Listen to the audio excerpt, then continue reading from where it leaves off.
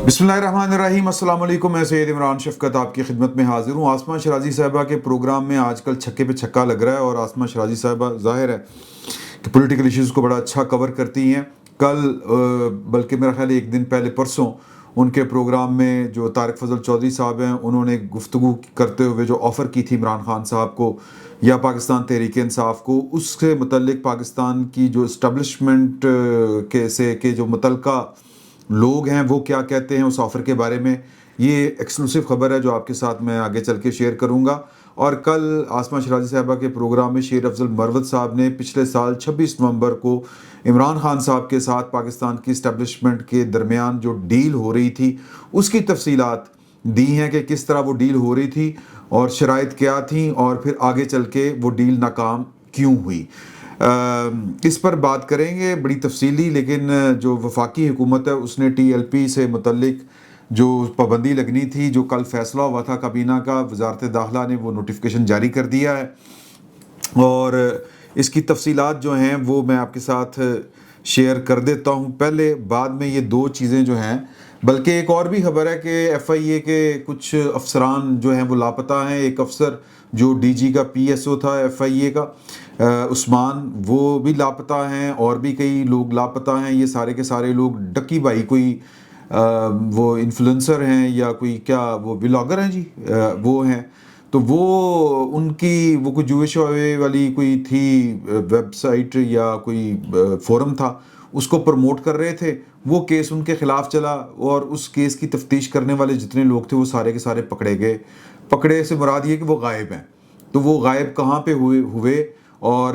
जो उस्मान साहब हैं उनकी बाजियाबी के लिए एक रिट दायर की गई थी हेबियस कॉर्पस की। तो उनकी बीवी रुबीना के जो हैं उन्होंने वो दायर की थी, अब पता चला कि वो भी नहीं मिल रही। एक अजीबोगरीब पुरस्रारियत है, ये भी डिस्कस करेंगे। तो पहले चलते हैं जी कि TLP के ऊपर। TLP के बारे में हम कल भी डिस्कस कर चुके हैं और कल ही ये फैसला हुआ था कि इसके ऊपर पाबंदी लगाई जाएगी। आज वजारत दाखिला ने नोटिफिकेशन जारी कर दिया है और ये एलामिया जारी करते हुए कहा है कि वफाकी हुकूमत ने या वजारत दाखिला ने कि वफाकी हुकूमत समझती है कल अदम TLP दहशत गर्दी में मुलव्वस है। तहरीक लब्बैक पाकिस्तान को फर्स्ट शेड्यूल के तहत दहशत गर्द जमातों की फहरिस्त में शामिल कर दिया गया है। हतमी फैसले के लिए नोटिफिकेशन सुप्रीम कोर्ट को भेजा जाएगा। सुप्रीम कोर्ट जो है वो इसके ऊपर बाकायदा कार्रवाई करेगी और वो कार्रवाई यानी कि रेफरेंस की सूरत में इसके ऊपर हेयरिंग होगी, गवर्नमेंट का मौक़िफ़ होगा, TLP को भी सुना जाएगा और फिर सुप्रीम कोर्ट का फ़ैसला फ़ाइनल आप समझें कि वो होगा। अगर सुप्रीम कोर्ट ने हुकूमत की का जो रेफरेंस है उसको कबूल कर लिया तो TLP जो है वो कलअदम रहेगी और फाइनल इसके बारे में जो भी प्रोसीजर है वो अडॉप्ट किया जाएगा। तो बाकी जो है अगर वो ना किया, सुप्रीम कोर्ट ने फैसला TLP के हक़ में आ गया, तो TLP बदस्तूर एक सियासी जमात के तौर के ऊपर मौजूद रहेगी, यानी कि उनके ऊपर जो दहशत गर्दी का इल्ज़ाम वफाकी हुकूमत ने लगाया वो ख़त्म हो जाएगा। तो TLP को जो एक कलअदम तंजीम करार देने का है, उसके ऊपर पाबंदी लगाने का नोटिफिकेशन जो जारी हुआ है, इसे दीगर अदारों को अरसाल कर दिया गया है। इंसदाद दहशत गर्दी कानून के तहत TLP को कलअदम करार दिया है और नोटिफिकेशन में कहा गया है कि वफाकी हुकूमत समझती है कलअदम TLP दहशत गर्दी में मुलव्वस है। तहरीक लब्बैक पाकिस्तान को इंसदाद दहशत गर्दी कानून 1997 की शिक 11B1 के शेड्यूल 1 के तहत दहशत गर्द जमातों की फहरिस्त में शामिल कर दिया गया है। तो अब नेक्टा, FIA, ISI और MI समेत दीगर तमाम मुतल्लिका अदारों को फौरी इक़दामात की हिदायत भी जारी की गई हैं। तहरीक लब्बैक पाकिस्तान के अमीर को भी नोटिफिकेशन की कॉपी अरसाल कर दी गई है, लेकिन ये अमीर हैं कहाँ पे, ये भी एक सवाल है। अभी तक लापता हैं, तो वो जब तक बाजियाब नहीं होते तो तब तक उनको ये किस तरह से, या वो गिरफ़्तार नहीं होते, नोटिस सर्व होगा, अल्लाह बेहतर जानता है। नोटिफिकेशन के बाद TLP के तमाम अकाउंट्स को मुंजमद कर दिया जाएगा। TLP को सियासी और समाजी सरगर्मी नहीं कर सकेगी और इसका नाम लेने पर भी पाबंदी होगी। मतलब कोई पम्फलेट, कोई बिल बोर्ड, कोई बैनर, ये इसके नाम से आवेज़ा नहीं किया जा सकेगा। इसके नाम से कोई दावतनामा जारी नहीं किया जा सकेगा। इसके पास इज्तिमा का, प्रोसेशन का, एहतजाज का कोई हक बाकी नहीं रहेगा। تو ٹی ایل پی کو کالعدم قرار دینے کے حتمی فیصلے کے لیے ریفرنس سپریم کورٹ اب بھیجا جائے گا، اور پھر اس کے بعد فردر جو کارروائی ہے وہ ہوتی رہے گی۔ اب جو وزیر اطلاعات و نشریات ہیں ان کا یہ کہنا ہے کہ جی کہ اس جماعت کو خاص طور کے اوپر بنایا گیا تھا، کل ہم اس کے اوپر ڈیٹیل گفتگو کر چکے ہوئے ہیں کہ یہ پاکستان کے جو تجربہ کرنے والے، تجربات کرنے کے جو شوقین لوگ ہیں کہ کسی بڑھتی ہوئی پاپولرٹی کسی پارٹی کی اس کو کس طرح سے ختم کرنا ہے اور کس طرح اس کو ڈیمیج کرنا ہے، اس کو پولیٹیکل انجینئرنگ کہتے ہیں۔ تو یہ جو پیداوار تھی ٹی ایل پی بنائی گئی تھی، یہ پولیٹیکل انجینئرنگ کا ہی ایک شاخسانہ تھی، شاہکار تھی۔ تو اب یہ انہی کے پلے پڑ گئی ہے، یا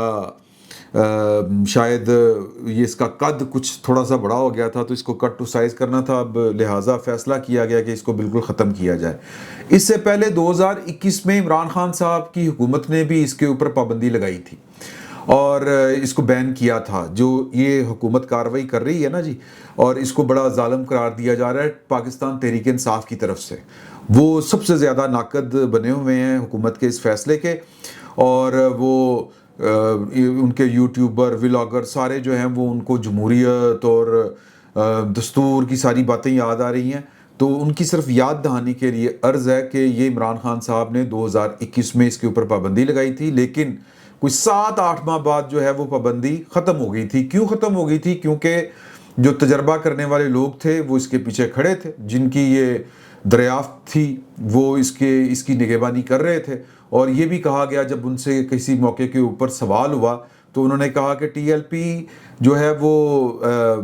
قومی دھارے میں شامل ہوگی اور اپنا کردار ادا کرے گی۔ تو وہ کردار یہ والا وہ ادا کر رہی تھی، اور مزید اگر اس کو موقع ملتا تو وہ بھرپور کردار ادا کر سکتی تھی۔ کل بھی میں نے آپ کے ساتھ یہ والی بات شیئر کی تھی کہ جو ہے وہ نیا دور ایک ویب سائٹ ہے، علی واقسی صاحب ہمارے دوست ہیں، وہ روح رواں ہیں اس ویب سائٹ کے، ان کے ایک رپورٹر ہیں جہاں زیب علی صاحب، انہوں نے امریکہ کے دورے کے دوران ایک جو سیکرٹ ایجنسی کے کوئی آفیشل تھے، انہوں نے بتایا کہ پاکستان میں جو شدت پسندی ہے وہ اس قدر سرایت کر چکی ہے کہ ایک حساس ادارے کے اندر بھرتیوں کے لیے جو ٹیسٹ لیا جاتا ہے اس میں سوال رکھا گیا کہ ممتاز قادری صاحب جو ہیں ان کے بارے میں آپ کیا تصور کرتے ہیں، تو 95% لوگوں نے جواب دیا کہ وہ حق کے اوپر تھے، وہ انہوں نے جو کیا وہ ٹھیک کیا۔ تو یہ جو جواب تھے یہ ایک کیس سٹڈی بن گیا، اور جو پاکستان کے ریاستی ادارے ہیں، ریاست ہے، اس کے کان کھڑے ہوئے کہ سوسائٹی کے اندر اگر اتنی شدت پسندی پیدا ہو چکی ہے تو انہی لوگوں نے آگے چل کے پاکستان کے جو ریاستی ادارے ہیں ان میں آنا ہے، اور انہی کے پاس کمانڈ آئے گی، اور اس شدت پسند سوچ کے ساتھ آنے والے لوگ جو ریاستی اختیار ہے اس کا کس طرح استعمال کریں گے، بے دریغ استعمال کریں گے، یہ سوچ ٹھیک نہیں ہے۔ تو اس کے بعد سے جو پاکستان کے اندر شدت پسندی کا کلا کما کرنے کا فیصلہ پاکستان کی ریاست نے کر لیا ہے، یہ پالیسی اس کے بعد بنی ہے، یہ رپورٹرلی بات کہی جا رہی ہے۔ تو دیکھیں آگے چل کے کیا ہوتا ہے، اس کے اوپر پابندی لگتی ہے یا پھر کسی اور نام کے ساتھ جو ہے وہ یہ اسی اسکول آف تھاٹ یا اسی نظریات پر مبنی کوئی اور جماعت کھڑی ہوتی ہے۔ پہلے ایک دفعہ پاکستان میں نیپ، نیشنل عوامی پارٹی، اس کے اوپر پابندی لگی تھی، اور پھر وہی لوگ، وہی جماعت اے این پی کی صورت وہ سامنے آ گئی تھی۔ تو بعض لوگ کہتے ہیں کہ سیاسی جماعتوں کے اوپر پابندی لگانے سے سیاسی جماعتیں تبدیل نہیں ہوتی، سوچ بدلنے کی ضرورت ہوتی ہے۔ تو سوچ ریاست اگر بدلنا چاہے تو بدلی بھی جا سکتی ہے، لیکن سیاسی جماعتیں اپنے اعمال کی وجہ سے زوال کا شکار ہوتی ہیں، کوئی ان کے اوپر پابندی لگا کے ان کو ختم نہیں کر سکتا۔ تو اگر تو ٹی ایل پی کے جو ہمارے مہربان دوست ہیں اگر ان کی سوچ یہی رہے گی تو میرا نہیں خیال کہ وہ پنپ سکیں گے یا کوئی اور جماعت بنا کے کھڑے ہوں گے۔ تو سوچ بدلنے کی ضرورت ہے۔ اگین یہ ایک لمبا پروسیس ہے، اور سماجی رویے ایک دم سے تبدیل نہیں ہوتے، اس کے لیے جو انٹیلیجنشیا ہوتی ہے کسی بھی سوسائٹی کو، اس کو بڑا کام کرنا پڑتا ہے۔ آگے آ جائیں جی کہ عاصمہ شیرازی صاحبہ کے پروگرام میں پرسوں جو طارق فضل چوہدری صاحب نے بات کی تھی، وہ بات روانی کے دوران وہ کر گئے تھے، یعنی کہ وہ بات ایک گفتگو کا ایک حصہ تھی، اور اس میں انہوں نے کہا کہ جی کہ اگر ان کو اتنا ہی شوق ہے ملنے ملانے کا، عمران خان صاحب سے ملاقاتیں کرنے کا، تو پھر یہ ہمیں درخواست دیں، ہم ان کو بنی گالہ شفٹ کر دیتے ہیں عمران خان صاحب کو، وہاں پہ بیٹھ کے ہماری طرف سے لوڈو کھیلیں, وہاں پر بیٹھ کے ملاقاتیں کریں, ہمیں کوئی فرق نہیں پڑتا. تو انہوں نے آسمہ شرازی صاحبہ نے بڑا چونک کے کہا کہ یہ آپ ان کو آفر دے رہے ہیں اور یہ کیا سنجیدہ آفر؟ انہوں نے کہا جی بالکل میں دے رہا ہوں آفر, اور یہ جائیں, ہم ان کو دیں درخواست, وہاں پر منتقل کر دیں گے. تو یہ سیاسی جو کہہ لیں کہ منظر نامے کے اوپر ایک باقاعدہ آفر تھی. ہمیں یہ لگ رہا تھا کہ یہ بات برائے بات ہے, لیکن کل رات کو جو طارق فضل چوئی صاحب کے ساتھ کچھ صحافیوں نے گفتگو کی اور ان کو اسی آفر کا حوالہ دیا کہ یہ محض بات برائے بات تھی, یا آپ اپنی بات کے اوپر سٹینڈ کرتے ہیں کہ یہ باقاعدہ ایک آفر ہے. تو انہوں نے کہا نہیں بالکل آفر ہے. اب سوال یہ پیدا ہوتا ہے کہ عمران خان صاحب کو یہ آفر پاکستان کی جو موجودہ حکومت ہے, جو سول سائیڈ ہے, وہ دے سکتی ہے, کیونکہ عمران خان صاحب کا پھڈا تو سیدھی سی بات ہے, اگر ہم بغیر لگی لپٹے بات کریں تو وہ تو پاکستان کی اسٹیبلشمنٹ کے ساتھ ہے. وہ تو عاصم منیر صاحب کو ٹارگٹ کرتے ہیں اور عاصم منیر صاحب کو جلی کٹی بھی سناتے ہیں, اور عاصم منیر صاحب کے ساتھ وہ ہاتھ بھی ملانا چاہتے ہیں. عاصم منیر صاحب ان کے ساتھ ہاتھ نہیں ملانا چاہتے, اور وہ ایک علیحدہ سے کہانی ہے کہ عاصم منیر صاحب کیوں نہیں ہاتھ ملانا چاہتے. کیا پاکستان کی اسٹیبلشمنٹ کی سوچ بدل چکی ہے, یا کیا معاملہ ہے, یا پھر خامی جو ہے وہ پاکستان تحریک انصاف اور عمران خان صاحب کے اندر ہی کوئی کمی کوتاہی موجود ہے. یہ ایک علیحدہ بحث ہے. لیکن کیا ہماری جو سول سائیڈ والی حکومت ہے, الیکٹڈ گورنمنٹ, وہ اتنی پاورفل ہے کہ وہ اس طرح کے فیصلے وہ کر سکے؟ کیونکہ فریق تو اس قضیے کے دو ہیں, یعنی کہ پاکستان تحریک انصاف, اور پاکستان تحریک انصاف کو بھی اگر آپ وہ نیرو ڈاؤن کرے تو عمران خان صاحب ان کی ذات, اور اگر دوسری طرف بات کریں تو حکومت نہیں اسٹیبلشمنٹ. تو دو فریق ہیں, اسٹیبلشمنٹ اور عمران خان صاحب. تو ان حالات میں کیا جو گورنمنٹ ہے وہ یہ فیصلہ کر سکتی ہے؟ تو یہ جاننے کے لیے کہ پاکستان کی اسٹیبلشمنٹ بھی طارق فضل چوئی صاحب کی سٹیٹمنٹ کے پیچھے کھڑی ہے, تو میری جو ہے وہ کل میں نے یہ کیوری ڈالی تھی, کچھ مہربانوں کے سامنے پوچھا ان سے. تو پرائم منسٹر آفس سے جڑے کچھ لوگ جو الیکٹڈ لوگ نہیں ہیں, جو براہ راست پرائم منسٹر آفس کے نیچے کام کرتے ہیں, ان میں سے ایک سرکردہ شخصیت کے ساتھ میں نے رابطہ کیا اور ان سے پوچھا کہ طارق فضل چوئی صاحب کی یہ جو آفر ہے یہ سنجیدہ آفر ہے, اور کیا پاکستان کی اسٹیبلشمنٹ اس آفر کے پیچھے کھڑی ہے؟ تو اس طرف سے جو جواب دیا گیا اس کا میں اگر اس کا جو سیاسی ترجمہ کیا ہے میں نے, وہ یہ بنتا ہے کہ اس طرح کی کوئی آفر پاکستان کی اسٹیبلشمنٹ کی طرف سے نہیں ہے. اس کے بعد میں نے پاکستان کی ایک اور اہم شخصیت جو ایک پولیٹیکل فگر ہے پاکستان کی, جو ان معاملات کو سمجھتی ہے, ان باریکیوں کو سمجھتی ہے, میں نے ان سے آج صبح گفتگو کی اور ان کے سامنے یہ سینیریو پورے کا پورا رکھا کہ کیا حکومت انڈیپینڈنٹلی یہ بات کر سکتی ہے. ان کا خیال تھا کہ نہیں, اگر اسٹیبلشمنٹ پیچھے نہیں ہے تو وہ جو آفر کر رہے ہیں وہ ان کا اپنا کوئی سیاسی کوئی فیصلہ ہوگا, یا وہ کوئی پولیٹیکلی کوئی کارڈ کھیل رہے ہوں گے, اور وہ کوئی ہو سکتا ہے کہ وہ اسٹیبلشمنٹ کو کچھ دکھا رہے ہوں, کچھ سنا رہے ہوں, مطلب ایک ہی وقت میں ایک ہی کام کر کے کئی اہداف حاصل کیے جاتے ہیں, یہی سیاست ہے. تو اندر کھاتے بہت سی چیزیں بیک وقت چل رہی ہوتی ہیں. تو پاکستان کی اسٹیبلشمنٹ, جب میں نے ان کو بتایا کہ جی کہ میری انفارمیشن یہ ہے کہ پاکستان کی اسٹیبلشمنٹ جو ہے وہ حکومت کے اس آفر کے پیچھے پاکستان کی اسٹیبلشمنٹ نہیں ہے, تو ان کا کہنا تھا کہ بالکل حالات و واقعات کو اگر آپ پرکھیں تو لگتا ہے کہ پاکستان کی اسٹیبلشمنٹ طارق فضل چوئی صاحب کی آفر کے پیچھے نہیں ہے, ان کا کوئی کردار نہیں ہے, کوئی ہاتھ نہیں ہے, اور شاید ان کی ہاں بھی نہیں ہے. وجہ یہ ہے کہ اگر آپ دیکھیں کہ عمران خان صاحب جو ہیں ان حالات میں وہ افغان طالبان کو سپورٹ کر رہے ہیں, افغان طالبان انڈیا کے ساتھ کھڑے ہیں,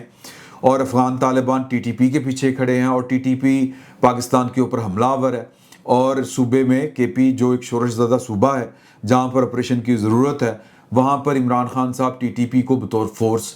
پولیٹیکلی استعمال کرنے کی کوشش کر رہے ہیں, پاکستان کی ریاست کو دباؤ میں لانے کی کوشش کر رہے ہیں. تو یہ حالات ہی نہیں ہیں ایسے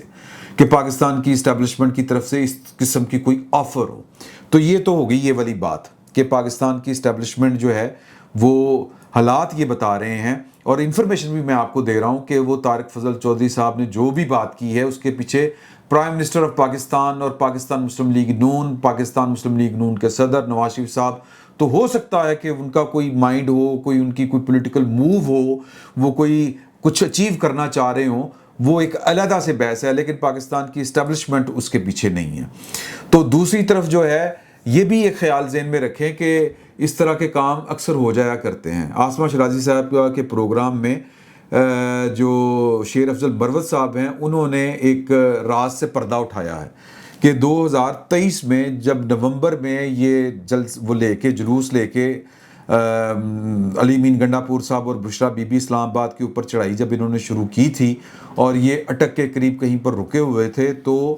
پاکستان کی اسٹیبلشمنٹ کی طرف سے جو کہہ لیں کہ رانا ثناء اللہ صاحب تو خیر پاکستان مسلم لیگ نون کی طرف سے تھے، گورنمنٹ کی سائڈ کی طرف سے تھے، اور محسن نقوی صاحب رابطے میں تھے علی امین گنڈا پور صاحب کے ساتھ، اور مذاکرات کا عمل جاری تھا، اور عمران خان صاحب کی رہائی قریب تھی۔ عمران خان صاحب کو ایک پیغام جو تھا وہ ریکارڈ کروانا تھا، اور وہ پیغام ریکارڈ کروانے کے لیے تیار ہو گئے تھے شیر افضل مروت صاحب کے بقول، جو انہوں نے عاصمہ شیرازی صاحبہ کے ساتھ گفتگو کرتے ہوئے بات کہی کہ عمران خان صاحب نے کہا کہ جی چلیں جی وہ اسٹیٹمنٹ ریکارڈ کریں، تو جو سلمان اکرم راجہ صاحب ہیں انہوں نے کہا کہ میرا موبائل تو سیکیورٹی ریزنز کی وجہ سے جیل کے باہر پڑا ہوا ہے، تو ایک سرکاری افسر نے کہا کہ جی کہ میرے موبائل سے ریکارڈ کر لیں، تو عمران خان صاحب نے کہا کہ نہیں میں نے تمہارے موبائل سے ریکارڈ نہیں کرنا، تم اس کو ٹیمپر کر لو گے، اپنی مرضی سے اس کو ایڈٹ کر لو گے، میرے بندے کے ہاتھ میں موبائل ہونا چاہیے۔ تو یہ یہاں پر جو ہے وہ معاملہ آ کے رک گیا، تو انہوں نے کہا کہ جی چلیں ٹھیک ہے پھر کل آپ آ جائیں اور سلمان اکرم راجہ صاحب اپنا موبائل لے کے آئیں گے، اس کے اوپر میرا پیغام ریکارڈ کیا جائے گا۔ مین وائل اسی رات رینجرز کے کچھ اہلکاروں کے اوپر عمران خان صاحب کے کچھ چاہنے والوں نے یا پاکستان تحریک انصاف کے ووٹروں سپورٹروں نے رینجرز کے اہلکاروں کے اوپر، آپ کو یاد ہوگا کہ وہ گاڑی چڑھا دی، اس کے بعد پاکستان کی ریاست نے کہا کہ